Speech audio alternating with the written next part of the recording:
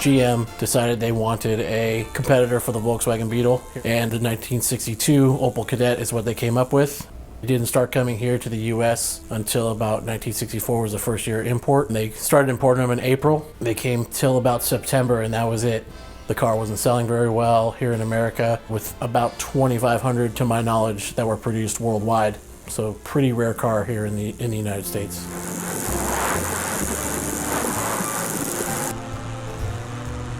Since I was born, my dad's been into cars. A week before I was born, he bought a 64 Jaguar E-Type. My mom is just as supportive about the cars as well. You know, she was the one that actually told him, go buy that car. So being born into it was a thing.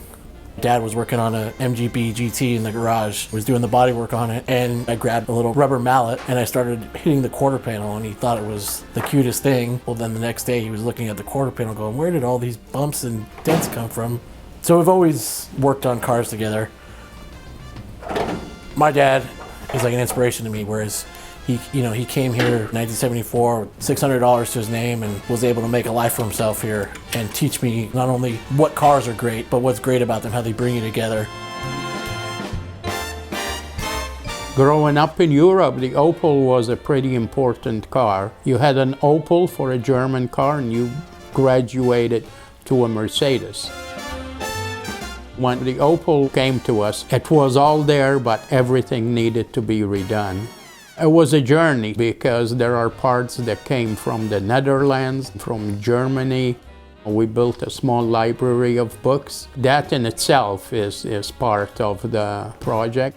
I don't think any of us figured out it would be what it developed into. It's one of a father's dream to be able to get on a project with your son. My name is DeBattista, and my dad and I restored and drive a 1964 Opel Kadett Sports Coupe.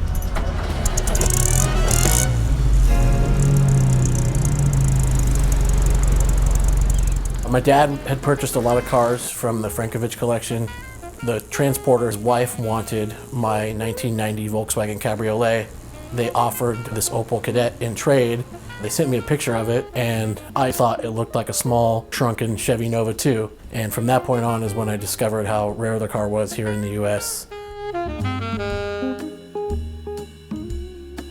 My dad and I signed up for the regional occupational training program, took the Opel there and decided that we were going to paint it ourselves.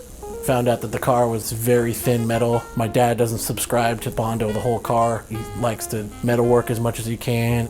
We did all that with the help of some of the other classmates, especially retired police officer Paul Pachetti. He was huge in getting the car done, and it really came out, I say, too nice for a daily driver. The hardest part for the car was getting any part for the exterior portion of the vehicle. So my taillight housings had a small reflective little piece in them, and I can't find the housing. So I showed up from college one day and Dad had them reflected up, and I said, where did you get this material to do this? I looked at it closely and I said, does that say T-foul? And I realized he had cut up the toaster to make the taillight reflectors. We had to get creative on some parts like that. I wanted to keep the car as original as I found it, and I found a piece of upholstery. We sent that out to a company in Detroit, and they had two pieces. Danny Williams took on the upholstery job. He made the headliner from scratch, made all the seat covers from scratch.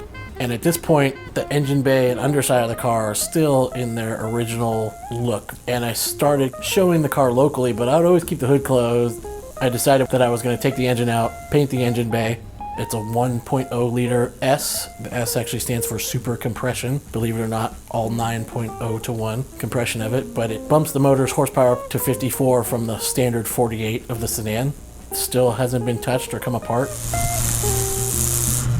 The undercarriage was a little rough. My dad grabbed Rust-Oleum and mixed up from a bottle of white, a bottle of blue, a bottle of black, and just slowly mixed until we got the color correct to what it was supposed to be. And then the whole underside of the car was painted with a roller and a paintbrush, because basically the underside of the car looked like it had been painted like that. There was runs all over it, and it was definitely factory paint, but it wasn't painted carefully.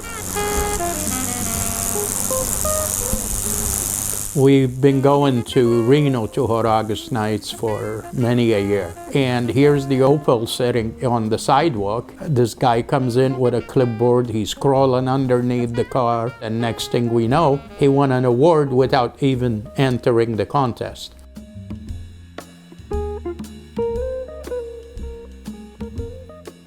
Vintage cars tell their own story. And I think the story is as important as the car itself. To this day, I will not restore the steering wheel of the Opel. It earned all those cracks. Somebody lovingly drove the car, and it saw the suns of the summers and weather when it was neglected and put out to pasture. You know, right before this car, I had just finished building a 1973 Camaro. It goes 10-second quarter-mile times. I'll drive this Opel every day over that Camaro because that Camaro, though it's loud and it's imposing and will draw a crowd for a minute, that Opel will hold that crowd all day. And it's the rare old weird cars that I really love and enjoy. And those are kind of the cars that my dad owned my whole life. There was a reward in restoring a part that I didn't think was even restorable. I'm searching eBay, whereas my dad's trying to fix it, and next thing I know, it looks brand new.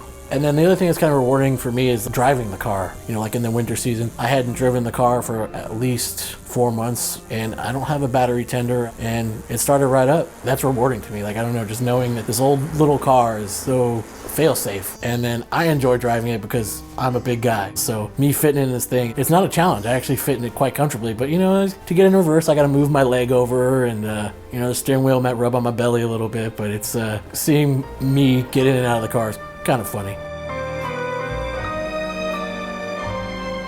I enjoy the satisfaction of seeing Joey kind of getting so excited about it. I remember a particular incident where we were at the Greystone Mansion and Bruce Meyer drives around and he gives Joey a thumbs up. That to me is great satisfaction because it's your son and we did the work together. So everywhere you go, there's moments that I'll remember the rest, and I hope they do the same for Joey too. I'm sure they will.